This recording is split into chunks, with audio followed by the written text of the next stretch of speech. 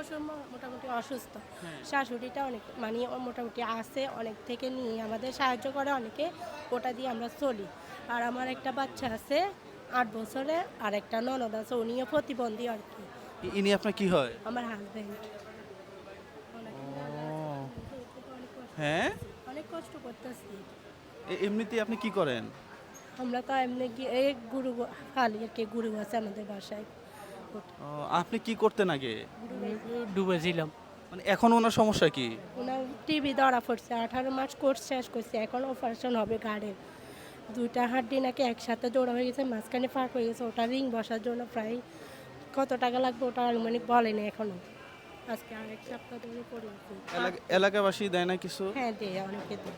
এলাকাবাসী থেকে নেবেন। এলাকাবাসী যারা দিবে তার জন্য দোয়া করবেন। পাশাপাশি আমরা ভিডিওর মাধ্যমে না বলছি, আমি অন্য কাজে আসছিলাম 10,000 টাকা দেওয়ার জন্য। হাসান ভাই কই? আসছিলাম 10,000 টাকা নিয়ে।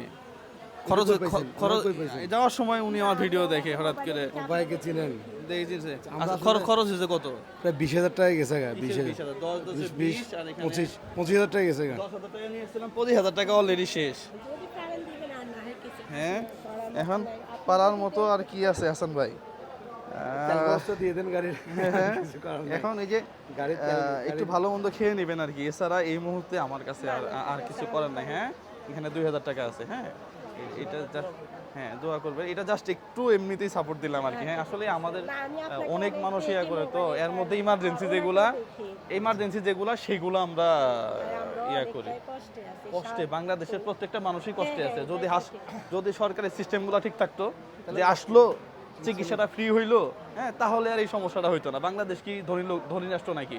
এখানে 90% মানুষ গরিব। এই তো এটাই। হ্যাঁ, আর বাইস্তারা জরিপ করে যে এখানে নাকি ধনী মানুষ বেশি। হ্যাঁ হ্যাঁ, তো কই ধনী মানুষ তো দেখি না, আমি নিজেও তো করি। যাই হোক, ঠিক আছে, ভালো থাকবেন। হ্যাঁ, জি জি জি, সালামু আলাইকুম। আপনি সুস্থ হয়ে উঠবেন। হ্যাঁ, দোয়া করবেন। সালামু আলাইকুম।